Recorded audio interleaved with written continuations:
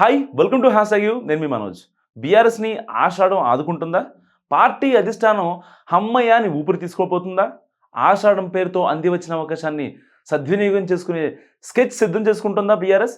ఆ దిశగా పొలిటికల్ సర్కిల్స్లో జరుగుతున్న చర్చ ఏంటి? గులాబీ పెద్దల మనోగతం ఎలా ఉంది? పవర్ పోయాక మొదలైన ఎమ్మెల్యేల జంపింగ్స్తో ఉక్కిరి బిక్కిరి అవుతుంది బీఆర్ఎస్ అధిష్టానం. సో రోజుకొకరు చొప్పున కారు దిగేస్తూ కంగారు పుట్టిస్తున్నారు ఎమ్మెల్యేలు. సో ఇప్పటికీ కూడా కేసీఆర్కి ఎవరు వెళ్ళిపోతారో కూడా చాలా టెన్షన్గా ఉంది. సో ఇదే నేపథ్యంలో బీఆర్ఎస్ని బీజేపీలు కూడా విలీనం చేస్తారని చెప్పి కూడా చాలా వార్తలు వస్తున్నాయి. సో ఇలాంటి నేపథ్యంలో హైదరాబాద్ నుంచి దానం నాగేంద్రతో మొదలైన చేరికల పర్వానికి ఇప్పుడు ఆషాఢం పేరుతో చిన్న బ్రేక్ పడింది. సో ఇప్పటికీ మొత్తం 10 మంది గులాబీ శాసనసభ్యులు కాంగ్రెస్ గూటికి చేరిపోగా ఇంకో 10 మంది రెడీగా ఉన్నారని అసెంబ్లీ బడ్జెట్ సమావేశాల్లోపు బీఆర్ఎస్ లెజిస్లేటివ్ పార్టీని సిఎల్పిలో విలీనం చేస్తారన్న చర్చ కూడా గట్టి జరుగుతుంది. దీంతో తీవ్ర ఒత్తిడికి లోనైందట బీఆర్ఎస్ అధిష్టానం.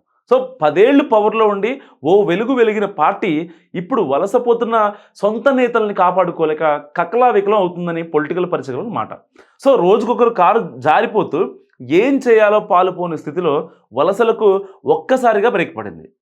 ఇంకొందరు ఎమ్మెల్యేలు పార్టీ మారడానికి సిద్ధంగా ఉన్నా చర్చలు పూర్తయ్యేసరికి ఆషాఢం అడ్డొచ్చింది. దీంతో ప్రస్తుతం మంచి రోజులు కావంటూ తాత్కాలికంగా ఆగిపోయారట ఆ బీఆర్ఎస్లోని కొంతమంది ఎమ్మెల్యేలు. సో ఎలాగూ పార్టీ మారాలని ఫిక్స్ అయ్యాం, వెళ్తుంది అధికార పార్టీలు కాబట్టి అంతా బాగుండాలంటే మంచి రోజులు చూసుకుని అటువైపునకు అడుగు పెట్టడం బెటర్ అన్న ఉద్దేశంతో ఇప్పుడు చిన్న బ్రేక్ ఉన్నట్లు తెలుస్తుంది. అయితే ఈ బ్రేకే ఆశా జ్యోతిలా కనిపిస్తుందట బీఆర్ఎస్ పెద్దలకు.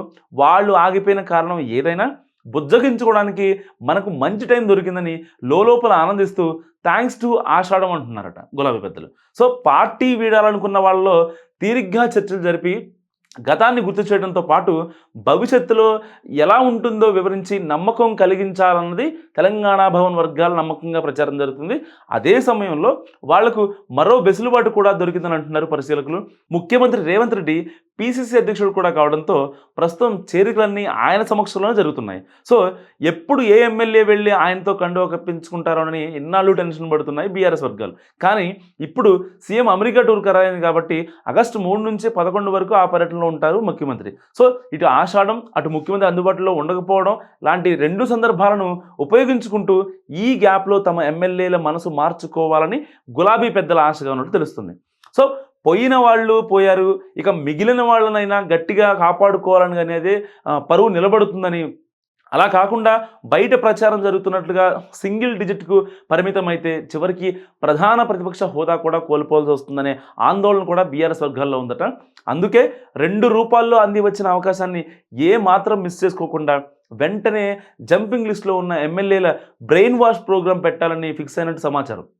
సో రాబోయే 20 రోజులు తమ పార్టీకి అత్యంత కీలకమని భావించడం తెలుస్తుంది.